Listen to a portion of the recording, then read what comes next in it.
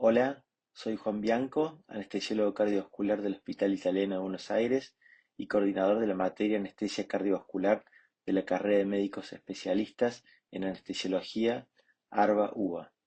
Hoy les voy a hablar de estenosis aórtica. No tengo ningún conflicto de interés. En esta clase vamos a ver la etiología de la estenosis aórtica, su fisiopatología, la clínica que da esta patología y sus estadios, en quienes está indicado el reemplazo valvular aórtico y dentro de estos pacientes con indicación de reemplazo, en quienes conviene realizar un reemplazo valvular aórtico quirúrgico y en quienes reemplazo valvular aórtico transcatéter. También veremos en qué circunstancias tratar primero la válvula aórtica antes de realizar la cirugía no cardíaca y finalmente el manejo hemodinámico perioperatorio de estos pacientes. La estenosis aórtica es la patología valvular más frecuente. Aproximadamente dos terceras partes de las cirugías valvulares cardíacas son reemplazo valvular aórtico y la más frecuente es por estenosis valvular aórtica. El aumento de la población de edad avanzada sugiere que en las próximas décadas el número de personas con estenosis aórtica en los países industrializados podría duplicarse o incluso triplicarse. La obstrucción fija de la salida ventricular izquierda puede estar localizada por encima de la válvula aórtica, o sea, estenosis supravalvular, o por debajo, estenosis sub o infravalvular, o a nivel valvular, que es lo más frecuente. La estenosis valvular aórtica puede estar causada por malformaciones congénitas, la más común por válvula aórtica bicúspide, por calcificaciones de la válvula aórtica o por enfermedad reumática. Y la obstrucción del tracto de salida del ventrículo izquierdo puede ser dinámica, la cual está asociada a la miocardiopatía hipertrófica que provoca una estenosis dinámica subvalvular a nivel del tracto de salida del ventrículo izquierdo.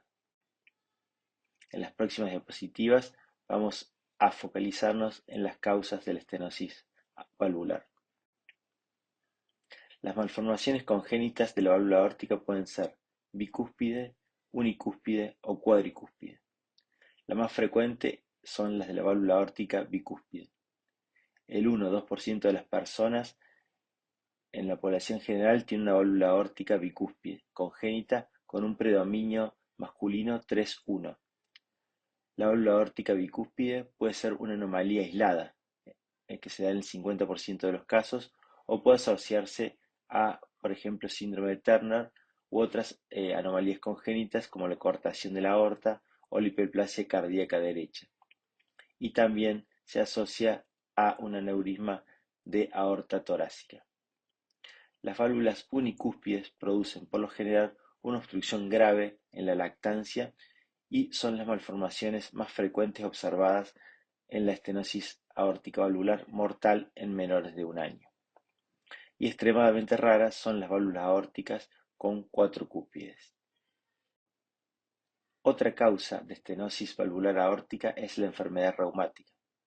La estenosis aórtica reumática está causada por adherencias y fusiones de las comisuras y cúspides y vascularización de las valvas del anillo valvular que causan retracción y rigidez de los bordes libres de las cúspides. Se forman nódulos cálcicos en ambas superficies y el orificio queda reducido a una abertura pequeña, redonda o triangular.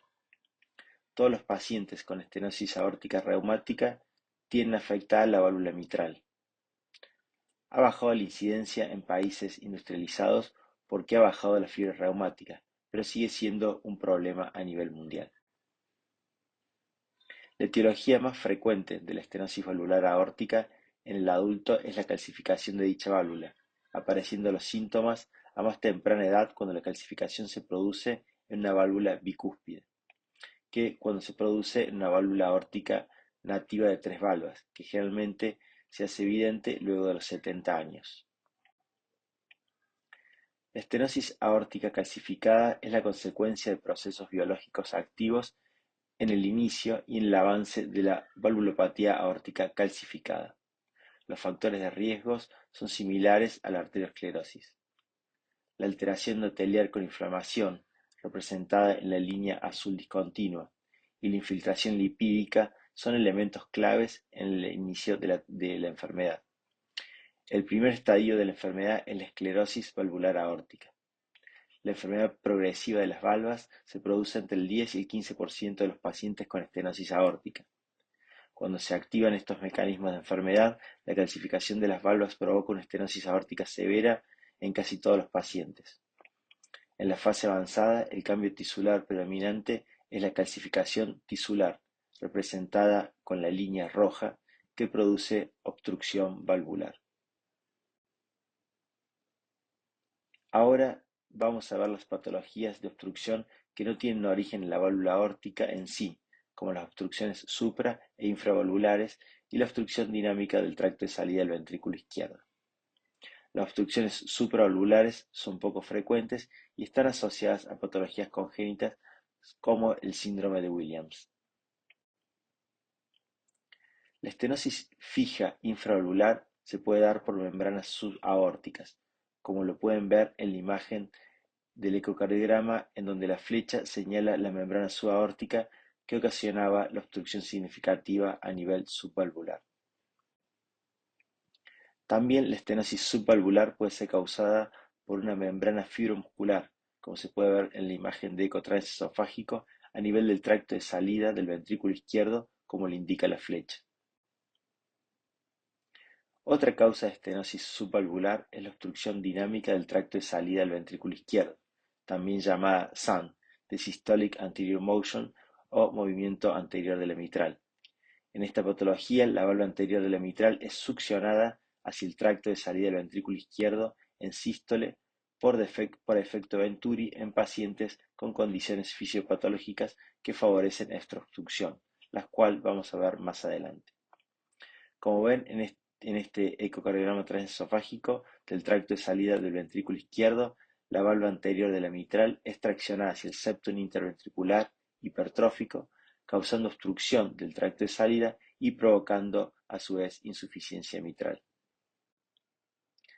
Acá lo pueden ver más claramente con el Doppler color, la aceleración del flujo de sangre en el tracto de salida del ventrículo izquierdo por la estenosis dinámica subaórtica y la insuficiencia mitral. Los factores anatómicos predisponentes de que ocurra una obstrucción dinámica del ventrículo izquierdo son la miocardiopatía hipertrófica, cuando la hipertrofia es global o está localizada en el septum, la hipertrofia del ventrículo izquierdo secundaria a otra causa como la hipertrofia secundaria a la hipertensión arterial, o secundaria a una plástica mitral, por ejemplo, cuando como resultado de la plástica mitral la valva anterior de la mitral queda muy redundante, o el punto de coaptación de las valvas de la mitral queda muy cerca del septum, o cuando el ángulo entre la válvula mitral y aórtica acercan la mitral al tracto de salida del ventrículo izquierdo. La miocardiopatía hipertrófica obstructiva es una enfermedad hereditaria, autosómica dominante, en el cual los pacientes tienen hipertrofia del ventrículo izquierdo, principalmente en el septum, lo que causa una obstrucción del ventrículo izquierdo y esto causa mayor hipertrofia del ventrículo izquierdo, haciendo un círculo vicioso. Este ventrículo izquierdo hipertrofiado tiene las fibras musculares desorganizadas, lo que produce disfunción sistólica a pesar de la hipertrofia. La mayoría de estos pacientes son asintomáticos y la primera manifestación es una muerte súbita en atletas previamente sanos. Otros síntomas que podemos encontrar es la disnea, dolor precordial, síncope o palpitaciones, originadas principalmente por arritmias ventriculares. La obstrucción tiene una severidad variable entre individuos y el mismo individuo es dinámica. La obstrucción dependerá del grado de contractilidad, de la precarga y la postcarga del paciente en el momento dado. La obstrucción se da en sístole, más temprano en el periodo sistólico que en otras obstrucciones del tracto de salida. La obstrucción aumenta con el aumento del inotropismo, la disminución de la postcarga y el descenso del llenado ventricular.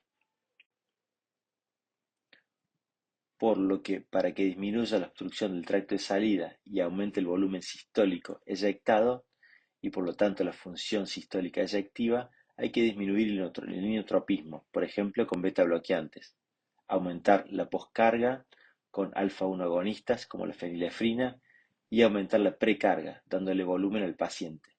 Después volveremos sobre esto en la parte de tratamiento. La obstrucción progresiva de la válvula impone un estado de sobrecarga de presión crónica que provoca cambios numerosos en la estructura y en la función del ventrículo izquierdo, asociados a cambios en la vasculatura pulmonar y general. El mantenimiento del gasto cardíaco en presencia de obstrucción de la válvula aórtica causa una elevación crónica de la presión del ventrículo izquierdo.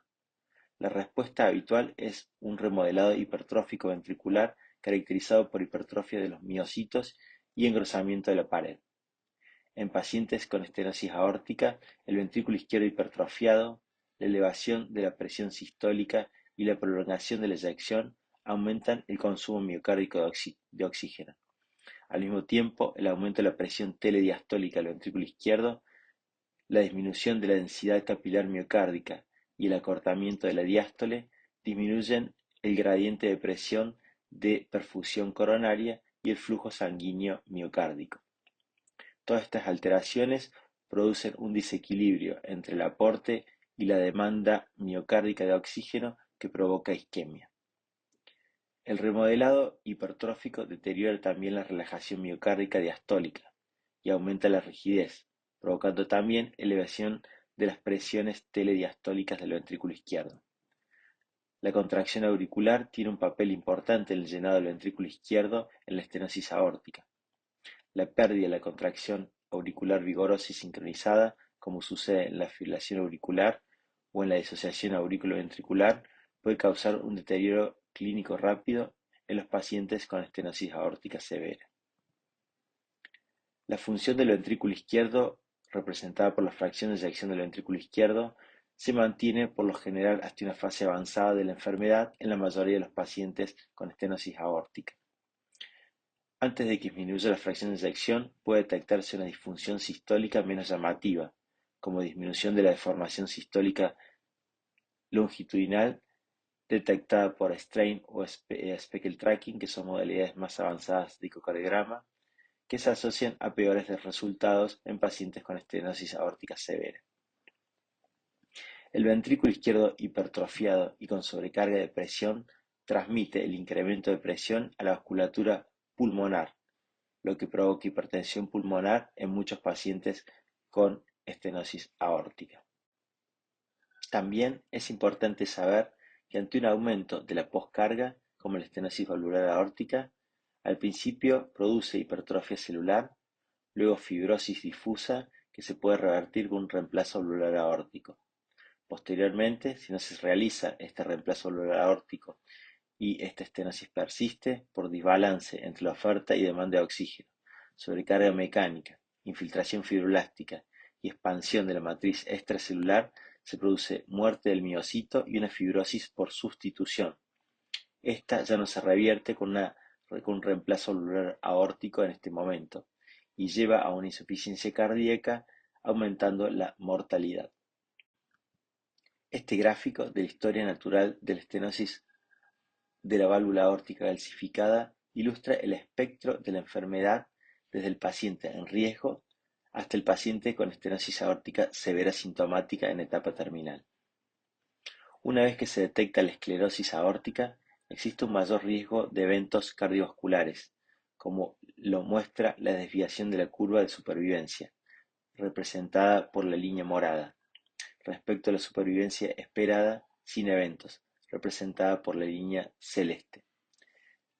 Al inicio de incluso síntomas leves, la supervivencia se desvía aún más de lo esperado, con una disminución dramática de la supervivencia en la estenosis aórtica severa sintomática. Estos síntomas son disnea, angina y síncope. La angina es un síntoma frecuente en los pacientes con estenosis aórtica severa que indica isquemia de miocardio. Por lo general, se parece a la angina de los pacientes con enfermedad coronaria, porque habitualmente está desencadenada por el esfuerzo y mejora en el reposo. En pacientes sin enfermedad coronaria, la angina está causada por una combinación de aumento de las necesidades de oxígeno del miocardio hipertrofiado y descenso del suministro de oxígeno por disminución de la densidad capilar miocárdica, pérdida de células endoteliales y aumento de la presión de fin de diástole del ventrículo izquierdo. La causa más frecuente de síncope es el descenso de la perfusión cerebral durante el esfuerzo, cuando baja la presión arterial por vasodilatación general y aumento inadecuado del gasto cardíaco secundario a la estenosis valvular. El riesgo de muerte súbita aumenta mucho cuando comienzan los síntomas. Las últimas guías americanas de enfermedades valvulares estadifica a la estenosis valvular aórtica en 5 estadios, de la A a la D. El estadio A corresponde a las personas con riesgo de estenosis aórtica. Solo presentan esclerosis valvular aórtica. El estadio B a las personas con estenosis aórtica progresiva, con obstrucción valvular leve a moderada. El estadio C a las personas con estenosis aórtica severa, pero asintomáticas, con una fracción de eyección igual o más al 50%, que es el subestadio C1, o con disfunción del ventrículo izquierdo, o sea, con una fracción de eyección menor al 50%, que es el estadio C2. Y por último, el estadio D, que son las personas con estenosis aórtica severa y sintomáticas agrupadas en 3 subgrupos, de 1, de 2 y de 3 según la hemodinamia. Solo el 50% de los pacientes con estenosis aórtica severa tienen síntomas. Es importante la intervención quirúrgica y reemplazar la válvula aórtica al inicio de los primeros síntomas, porque con este procedimiento la sobrevida continúa casi igual a la edad y sexo del paciente, como se ve con la línea marcada con la flecha roja. No así si comienzan con los síntomas y no se interviene, como se ve con la línea marcada con la flecha azul. Incluso en pacientes asintomáticos, cuando se los sigue en el tiempo, la sobrevida se va a correlacionar con la severidad de la estenosis aórtica. En este gráfico, la severidad está representada con la velocidad máxima del jet de la válvula aórtica. Y como ustedes saben, la velocidad del jet es inversamente proporcional al tamaño de la válvula aórtica. Un paciente con un jet de más de 4 metros por segundo, que refleja una estenosis aórtica severa, tenemos que hacer algo para que mejore la sobrevida de este paciente. En este gráfico se muestran las recomendaciones actuales del reemplazo valvular aórtico en las directrices de la American Heart Association y American College of Cardiology, actualizadas en el 2020 para el tratamiento de la cardiopatía valvular. Si el paciente tiene una estenosis aórtica sintomática y severa, es indicación clase 1 de reemplazo valvular aórtico, que se muestra a la izquierda del gráfico. Si los pacientes tienen una estenosis aórtica no sintomática, tiene indicación clase 1 si es severa con caída de la fracción de eyección menos del 50% o si va a ser sometido a otra cirugía cardíaca. Es indicación clase 2A en el que hay evidencia a favor de hacer el reemplazo valvular aórtico, en la estenosis aórtica severa asintomática, en el que en el 1. En la ergometría hay caída de la presión arterial o disminución de la tolerancia al ejercicio. 2. Si la estenosis aórtica es muy severa, por ejemplo con una velocidad máxima mayor o igual a 5 metros por segundo. 3. Si el BNP es 3 veces más alto que el límite superior normal. O 4. Si el avance de la enfermedad es rápida. Y en el escenario de pacientes con descenso progresivo de la fracción de eyección por debajo del 60% en 3 pruebas de imágenes seriadas, el reemplazo valvular aórtico puede valorarse, o sea, es una indicación 2B. Una vez que se realizó la indicación de reemplazo valvular aórtico, viene la disyuntiva de qué procedimiento realizar, si el reemplazo valvular aórtico transcatéter o el reemplazo valvular aórtico a cielo abierto quirúrgico convencional.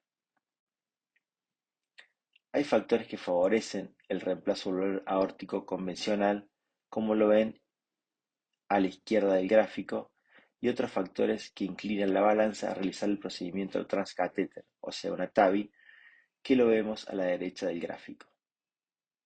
La TAVI va a ser más apropiada en pacientes añosos, más de 80 años, frágiles, con alto riesgo quirúrgico, con accesos venosos femorales adecuados, sin valvulopatías significativas, sin enfermedad coronaria o enfermedad de uno o dos vasos, o que tengan factores quirúrgicos que dificulten la cirugía convencional o que aumente mucho el riesgo, como una aorta en porcelana, cirugía cardíaca previa, tórax irradiado o malformaciones torácicas.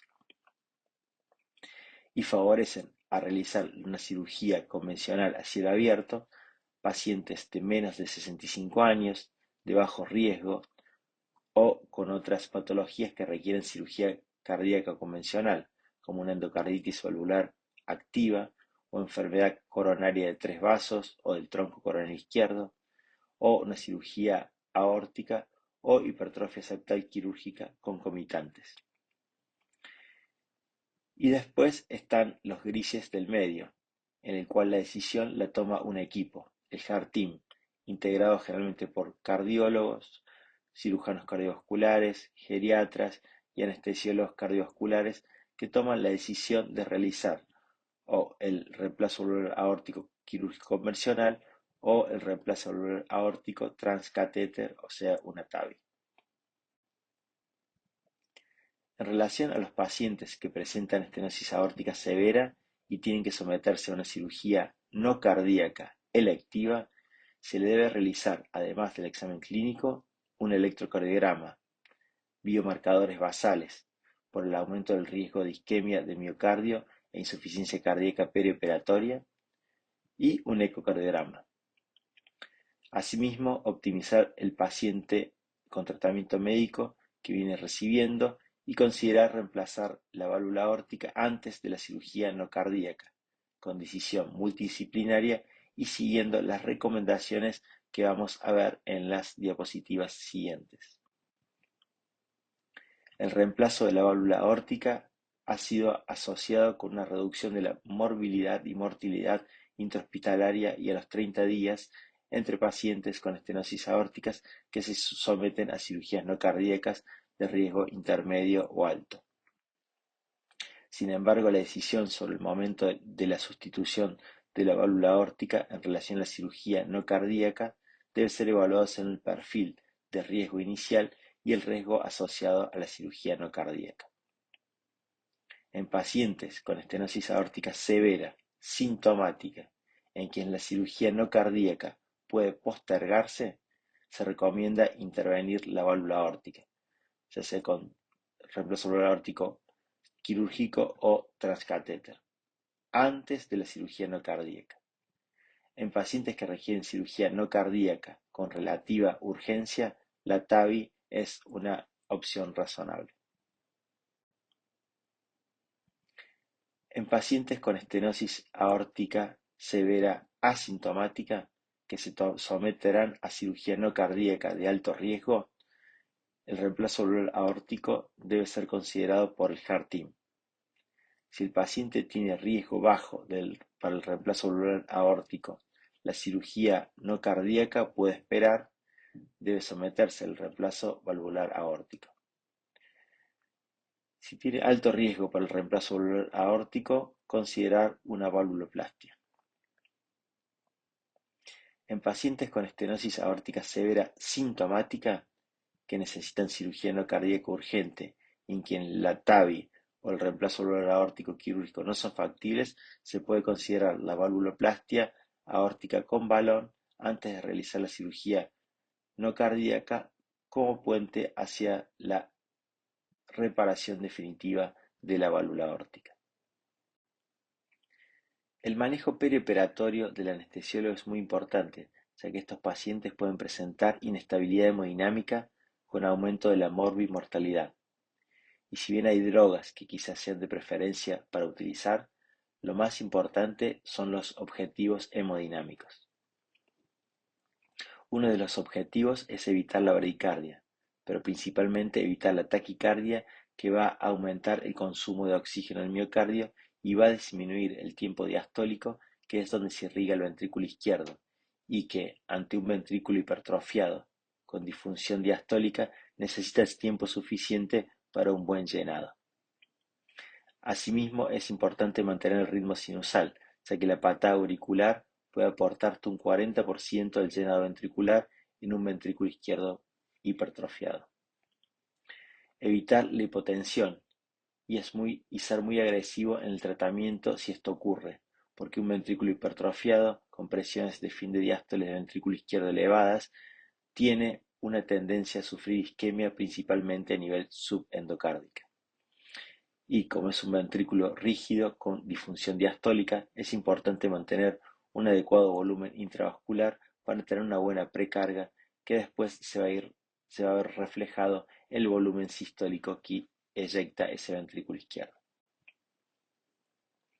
Se puede utilizar dosis relativamente altas de opioides, que pueden ser drogas de vida media corta, como el remifentanilo o el alfentanilo, para una extubación temprana, con el objeto de suprimir el reflejo simpático ante estímulos como la intubación o procedimientos quirúrgicos, para evitar la taquicardia.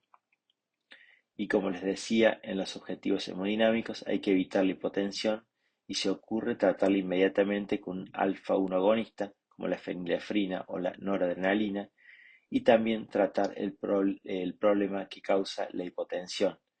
Si es hipovolemia, administrar el volumen, y si es una arritmia supraventricular, la más frecuente es la fibrilación auricular por el agrandamiento de la aurícula izquierda, y esta arritmia causa inestabilidad hemodinámica, hay que revertirla mediante la cardioversión eléctrica. Posterior al reemplazo valvular aórtico, se produce una disminución de la masa del ventrículo izquierdo de aproximadamente un cuarto al año, lo que hace que mejore la función diastólica, disminuya la compresión de los vasos coronarios intramiocárdicos y disminuya la presión de fin de diástole del ventrículo izquierdo, lo que lleva a un aumento del flujo de sangre miocárdico y aumenta la perfusión coronaria. Todos estos cambios van a estar atenuados si la válvula aórtica que le colocan es muy pequeña en relación a la superficie corporal del paciente, provocando cierto grado de estenosis aórtica. Esto se llama mismatch prótesis-paciente, que sería una desproporción entre el tamaño del paciente y la válvula aórtica que le implantan. Llevado al extremo, y para que ustedes lo entiendan, sería como colocarle una válvula aórtica de una hormiga a un elefante. Provocaría estenosis aórtica y atenuaría los beneficios a largo plazo de realizar el reemplazo valvular aórtico. Hace unos años hicimos una investigación en la que estudiamos los reemplazos valvular aórticos y los seguimos por 5 años. Analizamos la mortalidad y queríamos ver el peso de las variables perioperatorias, como las variables hemodinámicas, y el mismatch prótesis pacientes sobre esta mortalidad. Y vimos en el análisis multivariado de sobrevida de Cox que variables hemodinámicas del perioperatorio, como la hipertensión pulmonar relativa o la salida dificultosa de la circulación extracorpórea, eran factores que se relacionaron significativamente con la mortalidad, pero no el área efectiva de la válvula aórtica ajustada a la superficie corporal, que representa precisamente el mismatch entre la prótesis y el paciente. Con respecto al tratamiento de otra patología muy importante que causa obstrucción no valvular del tracto de salida del ventrículo izquierdo, o sea la miocardiopatía hipertrófica obstructiva, vamos a detallar el manejo de estos pacientes. El tratamiento habitual es el beta bloqueante. Si este está contraindicado, se utilizan bloqueantes cálcicos con el verapamilo que tienen efectos principalmente cardíacos. Estas drogas previenen el efecto cronotrópico e inotrópico de la actividad simpática. Si el tratamiento médico no funciona, se debe realizar el tratamiento quirúrgico, o sea, la miotomía o miomectomía sectal.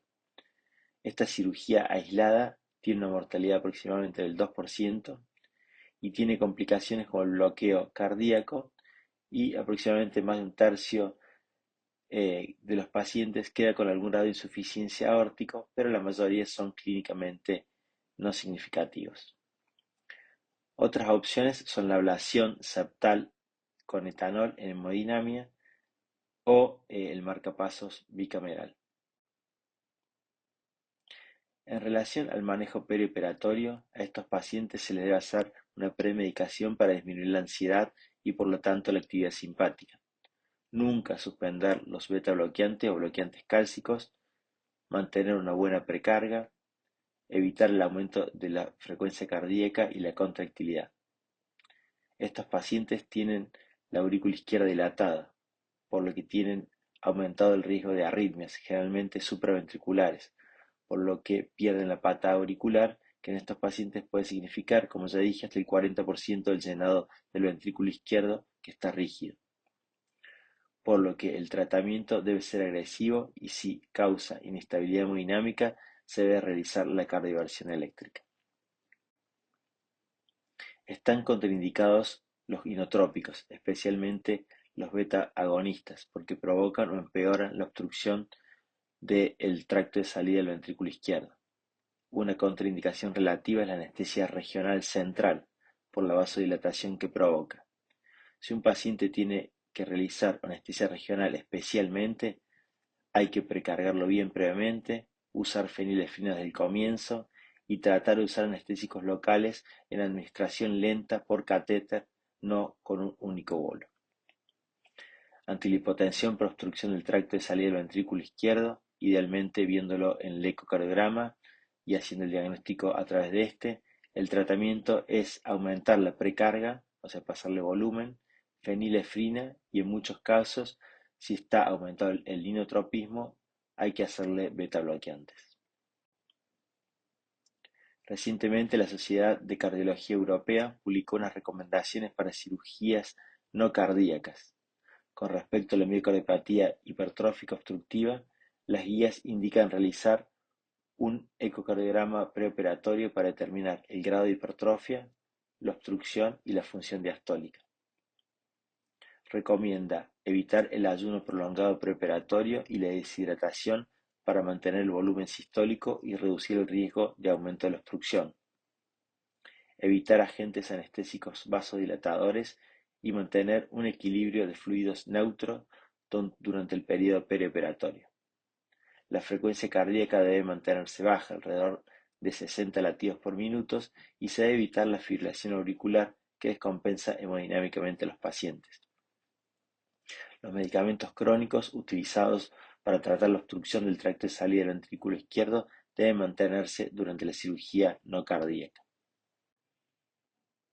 En resumen, hemos visto las causas de la estenosis aórtica, su fisiopatología, la clínica y los estadios clínicos de estos pacientes, las indicaciones de reemplazo valvular aórtico, en qué pacientes conviene realizar una TAVI o la cirugía convencional y el manejo hemodinámico perioperatorio. Muchas gracias por su atención.